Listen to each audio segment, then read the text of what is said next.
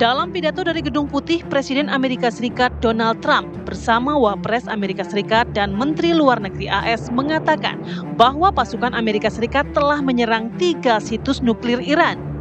Trump menyebut serangan itu sebagai serangan yang sangat sukses. A short time ago, the U.S. military carried out massive precision strikes on the 3 key nuclear facilities in the Iranian regime, Fordow, Natanz, and Esfahan. Everybody heard those names for years as they built this horribly destructive enterprise. Our objective was the destruction of Iran's nuclear enrichment capacity and a stop to the nuclear threat posed by the world's #1 state sponsor of terror. Tonight I can report to the world that the strikes were a spectacular military success. Iran's key nuclear enrichment facilities have been completely and totally obliterated. Sementara itu, Menteri Luar Negeri Iran, Abbas Araghchi, menyebutkan serangan Amerika Serikat terhadap fasilitas nuklir Iran adalah tindakan yang keterlaluan. Araghchi mengatakan Amerika Serikat telah melakukan pelanggaran berat terhadap piagam PBB, hukum internasional dengan menyerang instalasi nuklir Iran. Abbas Araghchi menyerukan agar PBB ikut waspada. Sementara itu pemirsa, rudal Iran kembali menghantam Israel hingga memporak-porandakan kota Tel Aviv. Ya, beginilah situasi kota Tel Aviv setelah dihujani rudal-rudal dari Iran. Petugas evakuasi terlihat menyisir runtuhan bangunan. Sejumlah orang yang terluka langsung mendapatkan pertolongan medis. Rangkaian serangan rudal Iran menghantam Israel setelah Amerika Serikat ikut melancarkan serangan mendadaknya ke Iran dan menyerang 3 situs nuklir milik Iran.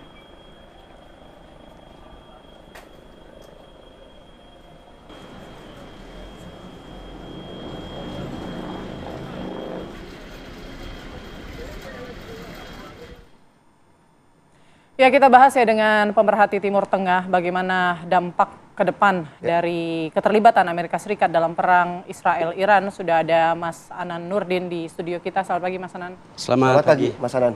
Oke, langsung saja Mas menjawab pertanyaan tadi. Keterlibatan Amerika Serikat, ini pintu gerbang menuju Perang Dunia Ketiga? Ya, bisa dikatakan seperti itu karena memang keterlibatan Amerika di sini secara langsung ini kan sebagai indikasi bahwa keberpihakan selama ini yang mungkin belum terbukti gitu sekarang menjadi sangat nyata. Bagaimana Amerika Serikat misalnya sebelumnya memberikan waktu sekitar 2 pekan dari serangan Israel ke Iran, tapi ternyata sebelum itu mereka sudah melakukannya. Betul. Maka ini sebagai indikasi kuat bahwa Amerika sedang melakukan sesuatu yang sangat sesuatu yang sangat berdampak besar terhadap perdamaian di dunia dan seolah-olah ingin kita katakan bahwa Amerika ini sebenarnya ingin menghancurkan Timur Tengah lebih dalam. Kita tahu bahwa Israel selama ini sudah menghancurkan seluruh hal-hal yang bisa dikatakan ancaman kepada Israel. Mereka menghancurkan Libanon, Hizbullah juga dihancurkan, komandannya mereka juga termasuk yang ditargetkan. Kemudian Suriah juga mereka hancurkan juga. Kemudian kita tahu mereka juga menyerang ke Yaman juga. Di situ ada pasukan Houthi. Maka setelah melihat bahwa Israel akhirnya menargetkan Iran, dan mereka juga khawatir kalau misalnya Amerika tidak masuk gitu kan ya, tidak masuk secara langsung sekarang di awal, mereka juga tidak mau Israel itu dipermalukan di depan dunia, bahwa Israel tidak bisa melakukan pukulan yang telak kepada Iran sesuai yang mereka targetkan, yaitu sekitar 2 minggu, dan ternyata masih sampai hari ini masih berlanjut. Yang cukup menarik bagaimana kemudian sejauh ini Rusia yang dalam tanda kutip ya mendukung negara Iran masih mencoba untuk menahan diri ya, untuk kemudian merespon dari Amerika Serikat. Sistem koalisi di dunia, kalau menurut saya sekarang ini bahwa mungkin kita bisa mengatakan ada blok gitu ya. Blok Amerika dengan blok non-Amerika. Permasalahannya kalau blok Amerika itu tertata dengan begitu kuat. Mereka melalui perjanjian-perjanjian politik, misalnya kayak dukungan negara-negara Eropa dan Amerika kepada Israel. Ini kan maksudnya baik secara politik, secara militer, bahkan mungkin kita bisa katakan dukungannya berdasar kepada ideologi itu yang akan menjadi lebih kuat. Sementara antara Iran, Cina dan juga Rusia, saya pikir ini koalisinya tidak sekuat koalisi negara-negara yang pro kepada Israel, sehingga dukungan Rusia kepada Iran juga tidak sekuat Amerika kepada Israel. Ini ada beberapa aspek. Salah satunya adalah bahwa Amerika mempunyai kepentingan yang sangat kuat di Timur Tengah, baik politik ataupun militer dan juga ekonomi. Di situ ada uang Amerika di Timur Tengah. Sementara Rusia tidak mempunyai kepentingan itu.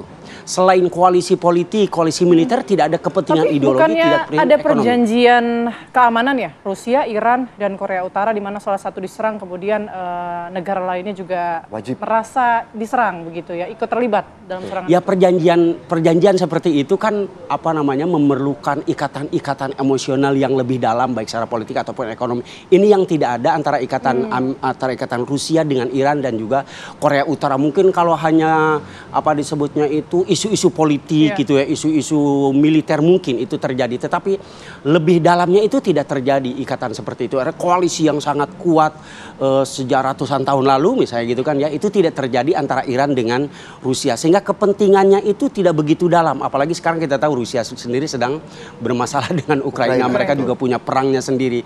Akhirnya kondisi seperti ini membuat Rusia itu setengah hati untuk mendukung Iran. Beda dengan Amerika yang bisa dikatakan mungkin 100% untuk berada di all out. Mereka menyiapkan segala strateginya untuk bagaimana mempertahankan Israel.